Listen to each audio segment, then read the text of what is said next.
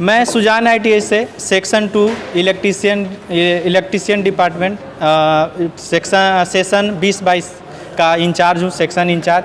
आज हमारा प्रैक्टिकल है डोल स्टार्टर के बारे में देखेंगे कैसे ये फंक्शन करता है, इसका कैसे circuit diagram, control circuit diagram and power circuit diagram के बारे में जानेंगे। और इसके बारे में जो जानकारी है आपका मैं सेक्शन 2 का एक स्टूडेंट बताने जा रहे हैं जिनका नाम रोशन कुमार है। जी सर, बहुत बहुत थैंक यू। मेरा नाम रोशन कुमार है, मैं सेक्शन 2 का ट्रेनिज हूँ और आज मैं जो सीखा हूँ डोल स्टार्टर के बारे में, उसके बारे में इंट्रोडक्शन और इसका कनेक्शन के बारे में समझेंगे। तो देखते हैं, ये हमारा डोल स्टार्टर है, ये हमारा ऊपर का भाग है। तो ये इसका नाम है डोल स्टार्टर, जिसका मतलब होता है direct online starter. Direct online starter इसका मतलब है कि इसमें वोल्टेज और जो करंट होता है उसको कंट्रोल नहीं करता है, डायरेक्ट जितना हम इसमें देते हैं सप्लाई उतना मोटर तक पहुंच जाता है इसके थ्रू, इसलिए इसका नाम है डायरेक्ट ऑनलाइन स्टार्टर। तो इसका और ये हमारा 2 पुश बटन है, जो ग्रीन वाला है वो स्टार्ट बटन है और जो ये रेड वाला है वो ऑफ बटन है। तो इसके अंदर देखते हैं, इसका कनेक्शन को समझते हैं। ये हमारा डोल स्टार्टर का अंदर का पार्ट्स है। तो पहले समझते हैं इसमें कौन कौन सा पार्ट्स है, उसके बाद कनेक्शन को हम लोग जानेंगे कैसे कनेक्शन किया गया है। ये रिले का भाग है और ये कॉन्टेक्टर का भाग है, जिसमें एक फिक्स कॉन्टेक्टर है और ये हमारा है जो मूविंग कॉन्टेक्टर है, और ये हमारा NVC है और ये हमारा ओवरलोड रिले है।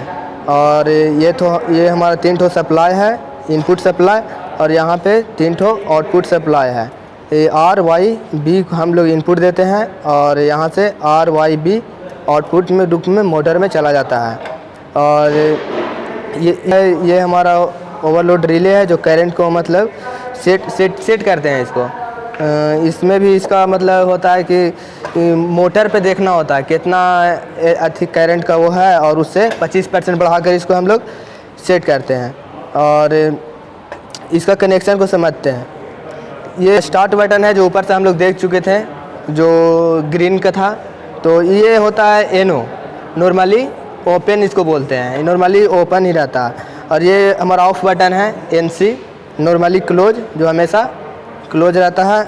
और ये हमारा 3 जो सप्लाई है RYB। तो इसका फंक्शन समझते हैं। यहाँ से हम लोग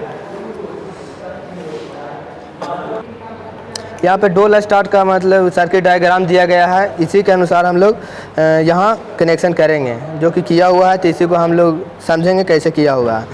तो इसमें हम लोग देखा कि कॉन्टेक्टर है, तो हम लोग कॉन्टेक्टर की चर्चा कर लिए कि 3 यहाँ पे ये कॉन्टेक्टर लगा हुआ है। और ये हमारा OLR है जो कि यहाँ पे है, और ये LYB जो RYB कहते हैं, तो वो हमारा R है, Y है और B है। और यहाँ पे हमारा NVC लगा हुआ है जो 440 वोल्ट पर वर्क करता है। तो हमारा इसमें NVC यहाँ पे है, तो इसको हमको 440 वोल्ट चाहिए, 2 फेज इसको चाहिए। तो इसका कनेक्शन हम लोग समझ लेते हैं। एक हम यहाँ से दिखाना चाहेंगे कि यहाँ से लेते हुए एक फेज हम लोग यहाँ से R वाला दे दिए हैं, एक फेज, और एक फेज हम लोग यहाँ से ग्रीन वाला वायर लेके यहाँ पर दे दिए हैं, यानी 2 फेज, यानी हमारा 440 पर वर्क करता है। 440 वर्क इसका पूरा हो गया।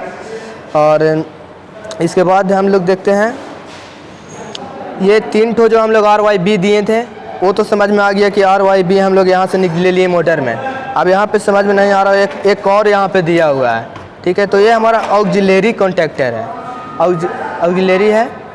इसका वर्क क्या है जो समझना है। तो हम लोग जानते हैं कि जब हम लोग जाके हम स्टार्ट करते हैं, तो जब पुश करते हैं तो स्टार्ट हो जाता है, बट जैसे ही अगर हम छोड़ते हैं तो ऑफ हो जाएगा, अगर ऑक्सिलरी नहीं रहेगा तो इसका वर्क यही है कि जब हम लोग यहाँ इसको पुश करते हैं और जब छोड़ देते हैं तो इसके पैरेलल में लगाया जाता है ऑक्सिलरी, जो कि इसको सर्किट डायग्राम में भी दिखा सकते हैं।